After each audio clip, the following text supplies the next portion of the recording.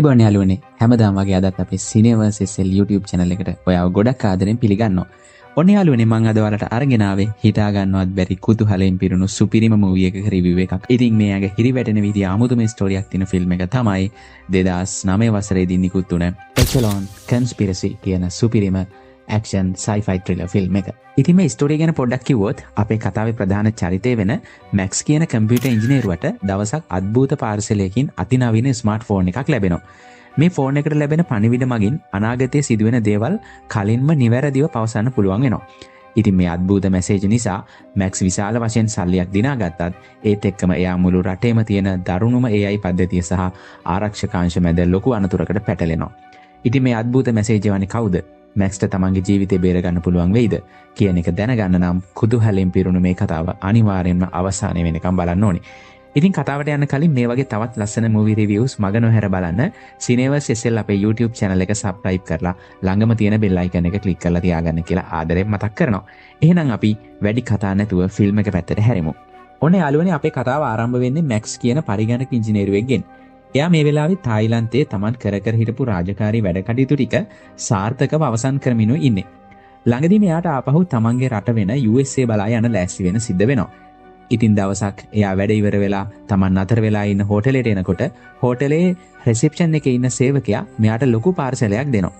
හැබැයි මේක කවුද එවලා තියෙන්නේ කියලා කිසිම සටහනක් නැහැ.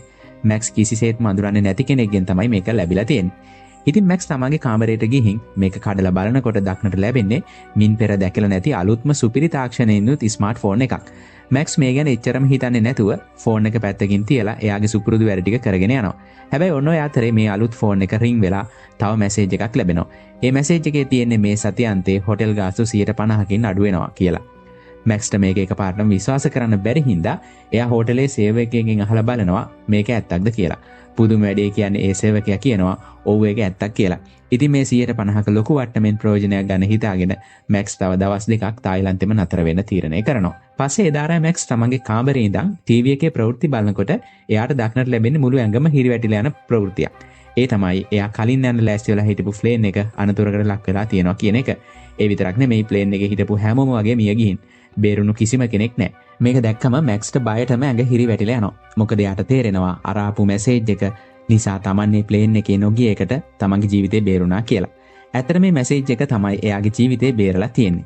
ඔන්න ඔය වෙලාවෙම මෙන්න ආයෙත් අර ෆෝන් එකට තව මැසේජ් එකක් එනවා. මේ ලැබුණු මැසේජ් එකකින් කියන්නේ සේසර් කියන සමාගමේ කොටස් මිලදී ගත්තොත් ලොකු සල්ලියක් හොයන්න පුළුවන් කියලා. හැබැයි මැක්ස් මේක එච්චර ගණන් ගන්නේ නැතුව ඒක මග අරිනවා. ඒත් පස්සේ වෙලාවක එයා කාමරේ ඉද්දි ආයෙත් ටීවී එකේ නිවුස් දකිනවා. එතෙන්දි කියන්නේ අර සේසර් කියන සමාගමේ කොටසක මිල හිතාගන්න බැරි තරම් වේගෙන් ඉහළ ගිහින් තියෙනවා කියලා. ඒ කියන්නේ සමාගමේ සල්ලි ආයෝජනය කරපුවාට විශාල ලාභයක් ලැබිලා තියෙනවලු. මේක අහලා මැක්ස් පුදුම වෙනවා වගේම එයාට ලොකු දුකක් හිතෙනවා Tamanට ලැබුණු මේ සුපිරි අවස්ථාව මගේ හැරගත්තා නේද කියලා. පහුවෙනිදා මැක්ස් ආපහු USA යන ලෑස්ති වෙනකොටම මෙන්න ආයෙත් මැසේජ් එකක් එනවා. ඒකෙන් කියන්නේ USA යන්නේ නැතුව ප්‍රාග් නගරයට යන්න කියලා. මේ පාර නම් මැක්ස් දෙපාරක් හිතින්නේ නැහැ. එයා ඉක්මනින්ම තමන්ගේ කලින් ෆ්ලයිට් එක කැන්සල් කරලා ප්‍රාග් බලා යන තීරණය කරනවා. ඒ වගේම මේ මැසේජ් එන්නේ කොහෙන්ද කියලා හොයාගන්න මැක්ස් උත්සාහ කරද්දි එයා තවත් පුදුම වෙනවා. මොකද ෆෝන් එකේ කොතැනකවත් මේ මැසේජ් යපු සෙන්ටර් එකක් ගැන කිසිම වාර්තාවක් දක්නට ලැබෙන්නේ නැහැ. කොහොම හරි එයාපෝට් එකට බැස්සට පස්සේ මැක්ස් ටැක්සි එකක් ගන්නවා. මැසේජ් එකෙන් කියපු විදිහටම එයා යන්නේ එම්පයර් හොටෙල් එකටයි. මේ ටැක්සි එක පදවන ඩ්‍රයිවර්ගේ නම තමයි යූරි. යූරි මැක්ස් එක කතා බහ කරන්න පටන් ගන්න අතරේ මැක්ස්ගේ ෆෝන් එක දැකලා ඒකට ගොඩක් කැමැත්ත ප්‍රකාශ කරනවා. යූරි කියනවා මේක ලෝකයේ තියෙන දියුණුම ෆෝන් එකක් වෙනවා වගේම මේක තාම වෙළඳ පොළට විකුණන්නවත් දාලා නැති එකක් කියලා. තමන් රුසියාවෙන් ආපු කෙනෙක් කියලා හඳුන්වලා දෙන යූරි තාක්ෂණය ගැන තමන්ට ලොකු දැනුමක් තියෙන බවත් ෆෝන් එකේ මොන හරි ප්‍රශ්නයක් ආවොත් උදව් කරන්න පුළුවන් කියලාත් මැක්ස්ට කියනවා. ඉතින් හෝටලෙට ගියාට පස්සේ මැක්ස් උත්සාහ කරන්නේ මේ අద్භූත පාර්සලේ එව්වේ කවුද කියලා හොයාගන්නයි. ඒ වෙනුවෙන් එයා එක ගෙනාපු ඩිලිවරි කම්පැනි එකට කෝල් කරලා විස්තර අහනවා. හැබැයි ඒ අය කියන්නේ පාරිභෝගික රහස්‍යභාවයේ සුරැකීමේ නීති රීති අනුව ඒ තොරතුරු ලබා දෙන්න බැහැ කියලයි. ටික වේලාවකින් මැක්ස්ගේ ෆෝන් එකට ආයෙත් මැසේජ් එකක් එනවා. ඒකෙන් කියන්නේ හෝටලේ තියෙන කැසිනෝ එකේ අංක 13 දරන ස්ලොට් මැෂින් එකට තමන්ගේ වාසනාව උරගා බලන්න යන්න කියලා. හැබැයි මැක්ස් එතෙන්ට යනකොටම දකින්නේ වෙනත් කෙනෙක් ඒ මැෂින් එකේ සෙල්ලම් කරමින් ඉන්නවා. ඒ වෙලාවෙම මැක්ස්ට තව මැසේජ් එකක් එනවා. ඒකෙන් පුරෝකථනය කරලා තියෙනවා ඒ මැෂින් එකේ 4 වෙනි කැරකැවීමෙන් ලොකුම තෑග්ග වෙන ජැක්පොට් එක දිනා ගන්න පුළුවන් කියලා. මේකෙන් කලබල වෙන මැක්ස් එතන සෙල්ලම් කරන කෙනාට යුරෝ 20ක් දීලා එතනින් නැගිටින්න කියනවා. Taman අංක 13ට ගොඩක් ලැබි මිත්‍යා විශ්වාස කරන කෙනෙක් කියලා මැක්ස් බොරුවක් කිව්වත් ඒ මිනිහයාක ගණන් ගන්නේ නැතුව දිගටම සෙල්ලම් කරනවා. හැබැයි ඔන්න දැන් මේ මිනිහයා හතරවෙනි වතාවට මැෂින් එක කරකවන්න ලෑස්ති වෙද්දිම මැක්ස් එකපාරට මෙයාගේ අතින් අල්ල නතර කරනවා. නතර කළා මෙයාට යුරෝ 100ක මුදලක් දෙන්න ඉදිරිපත් වෙනවා. ඉතින් යුරෝ 100 දැක්කම ඒ මිනිහයා කැමති වෙලා මැක්ස්ට තමන්ගේ අසුන ලබා දෙනවා. මැක්ස් එතන ඉඳගෙන බටන් එක ප්‍රෙස් කරපු ගමන්ම පළවෙනි පාරෙන්ම ඩොලර් ලක්ෂ 3ක දැවැන්ත ජැක්පොට් එකක් දිනා ගන්නවා. කැසිනෝ එකේ මැනේජර් වන ජෝන් මේ හැම දෙයක්ම ආරක්ෂක කැමරා මගින් බලාගෙන ඉන්නේ. මේ පුදුම සහගත ජයග්‍රහණය දැක්කම ජෝන්ට මේක අදාහ ගන්න බැරි වෙනවා. එයා වහම තමන්ගේ සේවකයින්ට කියනවා මැක්ස් ගැන හොඳ අවධානයකින් ඉන්න කියලා. ඔන්න වෙලාවේ මැක්ස් තවත් මෙසේජ් එකක් ලැබෙනවා. ඒකෙන් කියන්නේ දිනාගත්ත සල්ලි ඔක්කොම අරගෙන බ්ලැක් ජැක් ටේබල් එකට යන්න කියලා. මැක්ස් ඒ උපදෙස් ඒ විදිහටම පිළිපදිනවා. එයා තමන්ගේ මුළු සල්ලි කන්දරාවම එකම බ්ලැක් ජැට් ගේම් එකකට ඔට්ටු අල්ලනවා. පුදුම වැඩේ කියන්නේ මේ පාරත් මැසේජ් එකෙන් කියපු දේ හරියටම හරියනවා. මැක්ස් විශාල සල්ලි ප්‍රමාණයක් දිනා ගන්නවා. ජෝන් මේ ජයග්‍රහණ වැල දැකලා තවත් විමතියටපත් වෙනවා. මෙතනදී ජෝන් දකිනවා මැක්ස් සෙල්ලම් කරන අතරතුර රහසින් තමන්ගේ ෆෝන් එක පාවිච්චි කරනවා කියලා. ඉතින් ජෝන් තමන්ගේ සේවකයෙක්ව යවලා මැක්ස් අනතුරු අඟවනවා කැසිනෝ එක ඇතුලේ ෆෝන් පාවිච්චි කිරීම තහනම් දෙයක් කියලා. මෙච්චර සල්ලි දිනලත් මැක්ස්ට තාම ඇති වෙලා නැහැ. එයාට තවත් දිනන්නයි ඕනි. එයා කැසිනෝ එකෙන් එළියට ඇවිත් යූරිට කෝල් එකක් ගන්නවා. අරගෙන අහනවා තමන්ට ෆෝන් එක දිහා බලන්නේ නැතුව මේන මැසේජ් එක දැනගන්න ක්‍රමයක් තියෙනවද කියලා. යූරි කියනවා තමන්ට ඒකට උදව් කරන්න පුළුවන්. හැබැයි ඒ වෙනුවෙන් යුරෝ 500ක මුදලක් තමන්ට ගෙවන්න ඕනේ කියලා. මැක්ස් ඒකට එකඟ වෙනවා. යූරිට එතෙන්ට එන්න ටික වේලාවක් යන නිසා මැක්ස් ආයෙත් කැසිනෝ එක ඇතුළට යනවා. එතෙන්දි මැක්ස් දකිනවා බීගත්තු මිනිහෙක් තමන්ගේ පෙම්වතියට බලහත්කාරකමක් කරන්න හදනවා. ඉතින් මැක්ස් මැදට පැනලා මේ කාන්තාව බේරගන්න උත්සාහ කරනවා. හැබැයි මේ මිනිහා මැක්ස්ට එකපාරටම පහර දෙනවා. ඒ පහරින් මැක්ස් සිහි නැති වෙලා බිම ඇද වැටෙනවා. හැබැයි ඇත්තටම මේක ලොකු සැලසුමක්. මේ ගැහැණු කෙනයි පිරිමි කෙනයි ඇත්තම ජෝඩුවක් නෙමෙයි. ඒ දෙන්න වැඩ කරන්නේ මේ කැසිනෝ එකේ. කැසිනෝ මැනේජ්මන්ට් එක මේ හැමදේම සැලසුම් කරේ මැක්ස්ගේ අවධානය වෙනත් එකට යොමු කරලා හොර රහසෙම එයාගේ SIM කාඩ් එක කොපි කරගෙන එයාට ලැබෙන මැසේජ් මොනවද කියලා හොයාගන්නයි. මැක්ස් සිහි එනකොට අර පහර දීපු මිනිහා එතනින් පැනලා ගිහින්. හැබැයි අර කාන්තාව තාම එතන ඉන්නවා. ඇය තමන්ගේ නම කැමිලා කියලා හඳුන්වා දෙනවා. මැක්ස් ඇත් එක ටිකක් කාලවන්ත හැඟීම් පෙන්වමින් කතා කරන්න පටන් ගන්නවා. හැබැයි කතාව නතර කරන්න සිද්ධ වෙන්නේ යූරිගෙන් ලැබෙන කෝල් එකක් නිසායි. යූරි මැක්ස්ට කියනවා කැසිනෝ එකෙන් එළියට ඇවිත් තමන්ව හම්බෙන්න කියලා. ඔය අතරේ ජෝන්ගේ කණ්ඩායම අර කොපි කරගත්ත SIM කාඩ් එකෙන් මැක්ස්ට ආපු මැසේජ් ටික හොයාගන්න ලොකු උත්සාහයක් දරනවා. හැබැයි ඒ අයත් පුදුමයටපත් වෙන්නේ ලෝකේ කිසිම තැනක මේ මැසේජ් ලැබුණු බවට කිසිදු සටහනක්වත් සලකුණක්වත් මේකෙන් හොයාගන්න බැරි නිසා. එළියට යන මැක්ස් යූරිය මුණ ගැහෙනවා. යූරි මෙයාට Bluetooth earbud දෙකක් දෙනවා. මේ earbud වල තියෙන විශේෂත්වය තමයි ෆෝන් එකට ලැබෙන මැසේජ් කියවලා ශබ්ද නගා ඇහෙනසේ සකස් කරගන්න මේවාට පුළුවන් වීම. මේ නිසා කාටවත් හොරෙන් ෆෝන් එක දිහා බලන්නේ නැතුවම ලැබෙන පණිවිඩ වලට සවන් දෙන්න මැක්ස්ට අවස්ථාව ලැබෙනවා. මේක 2009 අවුරුද්ද නිසා මෙච්චර දියුණු තාක්ෂණයක් දකිද්දි මැක්ස් පුදුම වෙනවා. ඉතින් මේ අලුත් උපකරණයත් කණේ ගහගෙන මැක්ස් ආයෙත් කැසිනෝ එක ඇතුළට යනවා. මෙදා පාරේ ඔට්ටු අල්ලන්නේ ඩොලර් මිලියන 3ක දැවැන්ත තෑග්ගක් තියෙන ලොකුම මැෂින් එකටයි. මැක්ස් ඉන්න විශ්වාසවන්ත ලීලාව දැක්කම සැක හිතුණු ජෝන් වහාම ආරක්ෂක නිලධාරීන්ව මැක්ස් පස්සෙන් යවනවා. හැබැයි කලින් වගේ මේ පාරත් මැක්ස්ගේ දැවැන්ත තෑග්ග දිනනවා. හැබැයි දිනපු සතුට විඳින්න හම්බෙන්න කලින් ආරක්ෂක නිලධාරීන් මෙයා පස්සෙන් පන්නන්නත් ගන්නවා. එතනින් පැනලා යන්න හදනකොටම FBI ඒජන්ට් කෙනෙක් වන ග්‍රාන්ට් මැක්ස්ව වට කරලා තමන්ගේ බාරයට ගන්නවා. මේ වෙලාවේ ජෝනුත් එතනට එනවා. ජෝන් කියන්නේ මැක්ස් කලේ කැසිනෝ එකේ ප්‍රශ්නයක් නිසා මැක්ස්ව තමන් බාරයට දෙන්න කියලා. හැබැයි ග්‍රාන්ට් එයාට අනතුරු අඟවනවා මේ වැඩේට අත නොදමා පැත්තකට වෙලා ඉන්න. ඒක තමයි හොඳම කියලා. එතෙන්දී අපිට හෙළි වෙනවා ග්‍රාන්ට් සහ ජෝන් කියන්නේ කලින් ඉඳන්ම අඳුරන දෙන්නේ කියලා. මොකද ජෝනුත් කලින් FBI ඒජන්ට් කෙනෙක් විදියට වැඩ කරපු කෙනෙක්. කොහොම හරි ග්‍රාන්ඩ් මැක්ස්ව පාළු පරණ ගොඩ නැගිල්ලකට රැගෙන යනවා. එතෙන්දී මැක්ස්ට තුවක්කුවක් දික් කරලා මේ අద్භූත ෆෝන් එක සහ ඒකට ලැබෙන මැසේජ් ගැන ප්‍රශ්න කරන්න පටන් ගන්නවා. මැක්ස් බයි ගැහි ඇත්තම විස්තරේ කියනවා. තමන්ට මේ ෆෝන් එක පාර්සලයකින් ලැබුණු බවත් ඒකෙන් ආපු උපදේශ පිළිපදිමින් සල්ලි ටිකක් හොයාගන්න විතරක් උත්සාහ කළ බව එයා පවසනවා. මැක්ස්ගේ මූණෙන් පෙනෙන සැබෑ බිය දැකලා ග්‍රාන්ට්ට තේරෙනවා එයා කියන්නේ ඇත්තක් කියලා. ඔය අතරේ එතෙන්ට ජෝනුත් කඩාවදිනවා. ජෝන් කියන්නේ කැසිනෝ එකේ අයිතිකාරයා. තමන්ට මේ පාඩුව සිද්ධ වුණේ ඇයි කියලා හොයන්න පැවරුණු නිසා තමන් ආපු බව. ජෝන් ලෙහෙසියෙන් මේක අතාරින්නේ නැති බව තේරුම් ගන්න ග්‍රාන්ට් අවසානයේ ජෝන්ට හැම විස්තරයක්ම පවසනවා. ග්‍රාන්ට් පවසනවා මේ රහසිගත මැසේජ් මාර්ගයෙන් විශාල ලෙස මුදල් උපයන පුද්ගලයින්ව සෙවීම සඳහා FBI ආයතනයේ NSA ආයතනයේ තමග එකතු වී ක්‍රියා කරන බව. මේ විදිහට සල්ලි හොයපු හැමෝම ඇමරිකානුවන් වුණත් ඔවුන් අතර වෙනත් කිසිදු පොදු සම්බන්ධතාවයක් නැහැ. හැබැයි පුදුම වැඩේ කියන්නේ හැම වෙලාවකම FBI එක මේ අය වල්ලන්න උත්සාහ කරද්දිම ඔවුන් නිතා අද්භූත ලෙස මරණයට පත් වෙලා තියෙනවා. ඉතින් මැක්ස්ට එවැනි අනතුරක් සිද්ධ වෙන්න කලින් FBI එකේ ආරක්ෂාව ලැබුණ එක එයාගේ වාසනාව කියලා ග්‍රාන්ට් පවසනවා. ග්‍රාන්ට් තවදුරටත් විස්තර කරන්නේ NSA ආයතනයේ සතුව ඉතාම දියුණු AI වැඩසටහනක් තියෙනවා කියලා. ලෝකයේ තියෙන දියුණුම පද්ධතියක් වන මේට කියන්නේ H-Loan කියලයි. මුළු රටේම සිද්ධ වෙන ඕනෑම මැසේජ් එකක් කියවන්නත් ඒවායේ ගමන් මඟ නිරීක්ෂණය කරන්නත් මේ H-Loan පද්ධතියට පුළුවන්. ඉතින් ඔවුන්ගේ සැලසුම වෙන්නේ මැක්ස්ට මැසේජ් එකක් ලැබුණු සැනින් මේ H-Loan හරහා ඒ මැසේජ් එක එවන්නේ කොහෙන්ද කියලා හොයා ගැනීමයි. ඊට පස්සේ ග්‍රාන්ඩ් මැක්ස් දෙස බලලා කියනවා කැසිනෝ එකට වංචා කිරීමේ වරදට හිර යන්න අකමැති නම් Taman කියන දේ අහලා මේ මැසේජ් ලැබෙන මූලාශ්‍රය හොයාගන්න උදව් කරන්න කියලා. ඉතින් මැක්ස්ට වෙන කරන්න කිසිම දෙයක් නැති නිසා එයා උදව් කරන්න කැමති වෙනවා. ග්‍රාන්ඩ් මැක්ස්ගේ ෆෝන් එක Taman ළඟ තියාගන්නවා. ඒ වගේම මැක්ස්ගේ ජීවිතයේ ලොකු අනතුරක තියෙන නිසා හෝටලෙන් පිටතට නොයන ලෙස තදින්ම අවවාද කරනවා. ඊට පස්සේ ග්‍රාන්ඩ් තමන්ගේ ප්‍රධානියා වන බෲක්ට කෝල් එකක් දීලා H-Loan වැඩසටහන ක්‍රියාත්මක කරන ලෙස පවසනවා. බෲක් පොරොන්දු වෙනවා තව පැය 3කින් H-Loan පද්ධතිය සම්පූර්ණයෙන්ම සූදානම් කරලා දෙන්නම් කියලා. ඔන්න ඉතින් මැක්ස් හෝටලේ ඉන්න අතරේ එයාට කැමිලාගෙන් කෝල් එකක් ලැබෙනවා. ඇය මැක්ස්ට ආරාධනා කරන්නේ ළඟම තියෙන බාර් එකට ඇවිත් ඩ්‍රින්ක් එකක් ගන්න කියලා. ග්‍රාන්ට් හෝටලෙන් පිටතට යන්න එපා කියලා තදින්ම අවවාද කරලා තිබුණත් මැක්ස් ඒක නොසලකා හැරලා කැමිලාව මුණ ගැහෙන බාර් එකට යනවා. හැබැයි ඉතින් මේ දෙන්නට වැඩි වෙලාවක් එකට ඉන්න ලැබෙන්නේ නැහැ. එතෙන්ට එක පාටම කඩාවදින FBI නිලධාරියෙක් මැක්ස්ව ආපහු හෝටලයට රැගෙන යනවා. මේ මැසේජ් එන මූලාශ්‍රය හොයාගන්න ඕන නිසා ග්‍රෑන්ඩ් මැක්ස්ගේ ෆෝන් එක එයාට ආපහු දෙනවා. ග්‍රාන්ඩ් පවසනවා ඊළඟට ලැබෙන මැසේජ් තුනේ තියෙන උපදෙස් කලින් වගේම ඒ විදිහටම පිළිපදින්න කියලා. ඉතින් මැක්ස් Taman දිනාගත්ත මුළු සල්ලි කන්දරාවම අර මැසේජ් වලින් කියපු විදිහට ඔට්ටු අල්ලනවා. හැබැයි මේ පාර නම් වැඩේ වර්ධිනවා. මැක්ස්ව සම්පූර්ණයෙන්ම පුදුමයටපත් කරමින් එයා සෙල්ලම් කරපු හැම සල්ලියක්ම පැරදිලා නැති වෙලා යනවා. ඔන්න ඔය වෙලාවේ මෙන්න යාට තව මැසේජ් එකක් ලැබෙනවා. ඒ මැසේජ් එකෙන් අනතුරු අඟවන්නේ ආයෙත් සැරයක් ෆෝන් එක ඔෆ් කළොත් මැක්ස් මරලා දානවා කියලා. හැබැයි එතන ඉන්න FBI නිලධාරියෙක් මැක්ස්ගේ අතින් ෆෝන් එක උදුරලා අරගෙන ඒක ඔෆ් කරලා දානවා. මේ අතරතුර NSA ආයතනයේ AI පද්ධතිය වන H-Loan හරහා මේ මැසේජ් එන මූලාශ්‍රය හොයන්න පටන් ගන්නවා. හැබැයි ඒ ලැබෙන ප්‍රතිඵලයෙන් හැමෝම තෘෂ්ණිම්භූත වෙනවා. මොකද මේ මැසේජ් එන මූලාශ්‍රය වෙන මොකක්වත් නෙමෙයි H-Loan පද්ධතියමයි. ඒ කියන්නේ මේ AI එක තනිවමයි මේ මැසේජ් යවන්නේ. බෲක් හිතන්නේ කවුරුන් හෝ H-Loan පද්ධතිය හැක් කරලා මේ මැසේජ් යවන්න ඒක පාවිච්චි කරනවා කියලයි. ඉතින් එයා වහාම හැමෝටම නියෝග කරන්නේ පද්ධතිය ක්‍රියාවිරහිත කරලා මේ මෙහෙයුම නතර කරන්න කියලයි. එයා ග්‍රාන්ට්ටත් කෝල් කරලා ඒ දේම කරන්න කියනවා. ඊට පස්සේ බෲක් මේ හැකර් කවුද කියලා හොයාගන්න ලොකු පරීක්ෂණයක් ආරම්භ කරනවා.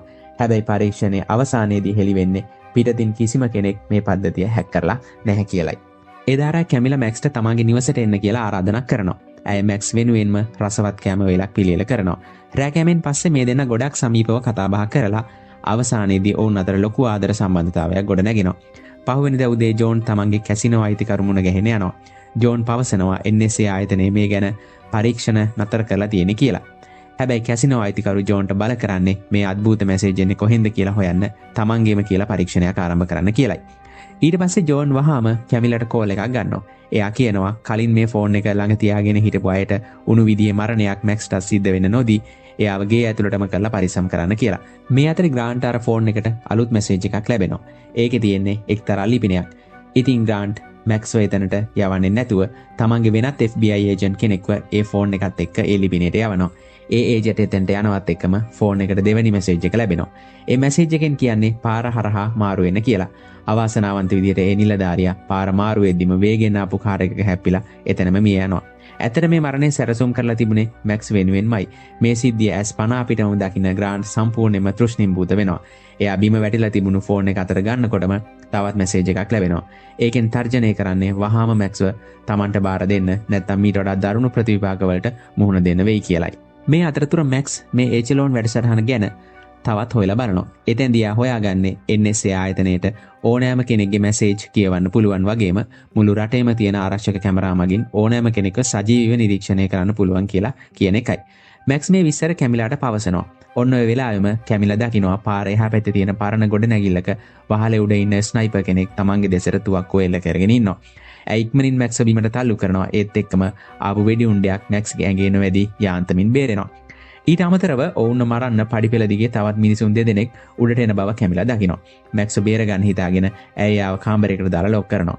ඊට පස්සේ තුවක්කුවක් හොයාගන්න උත්සාහ කරනවා. හැබැයි අර ස්නයිපර් කැමිලාගේ අතරම වෙඩි තබනවා. තුවාල ලබා හිටියත් ඇය යකඩ පොල්ලක් පාවිච්චි කරලා දොරෙන් ඇතුල් වෙන්න හදන එක නවත්තන්න සටන් කරනවා. හැබැයි දෙවැනි පහර දෙන්න දොර කඩාගෙන ඇතුල් වෙනවා. ඊට පස්සේ ඔවුන් අතරේ දරුණු සටනක් ආරම්භ වෙනවා. සටන ගොඩක් දරුණු අතර හැරෙද්දී මැක්ස් කොහොම හරි කාමරෙන් එළියට ඇවිත් කැමිලාට උදව් කරනවා. මේ දෙන්න එකතු වෙලා අර පහර දෙන්න එක සටන් කරලා එයාලව මරලා දානවා.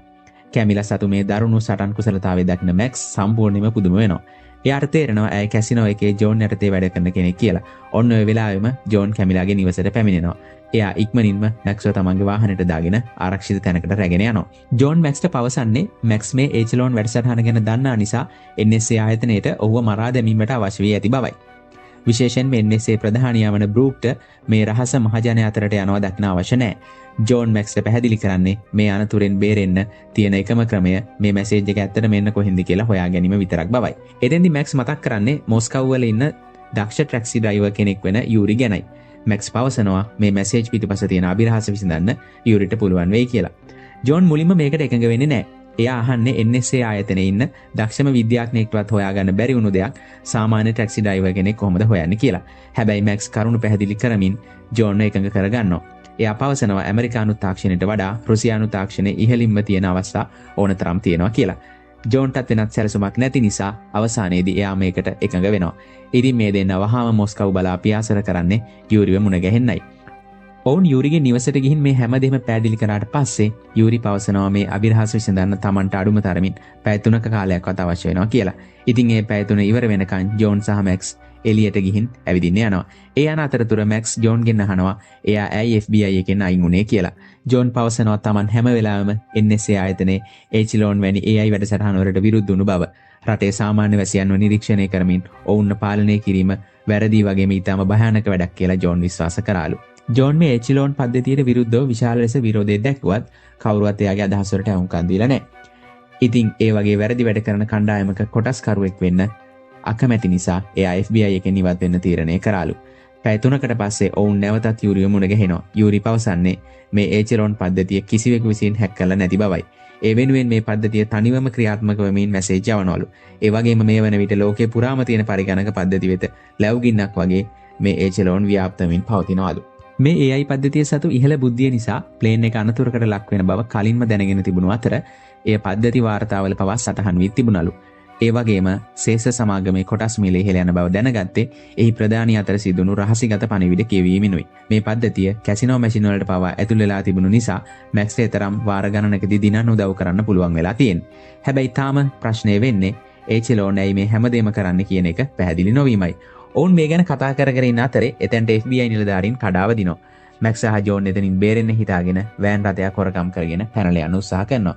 FBI එක නොනවත්වම ඔවුන් පස්සෙන් පන්නනවා. ඔය අතරේ ජෝන් පාර වැරදිලා වෑන් එක කෝච්චි පාරකට හරවනවා. ඒ වෙලාවේ ඉදිරියෙන් කෝච්චියක් එන නිසා ඔවුන්ට බේරෙන්න කිසිම ක්‍රමයක් නැති වෙනවා. ජෝන්ට වෙන කරන්න දෙයක් නැති නිසා තමන්ගේ තුවක්කුව පාවිච්චි කරලා පස්සෙන් ආපු FBI නිලධාරීන්ගේ වාහනයක් පෙරලලා යන්න වෙඩි තියනවා. හැබැයි ග්‍රාන්ට් ඉක්මනින්ම පවසන්නේ තමන් ඔවුන්ට අනතුරක් කරන්න ආවෙ නැති බවයි.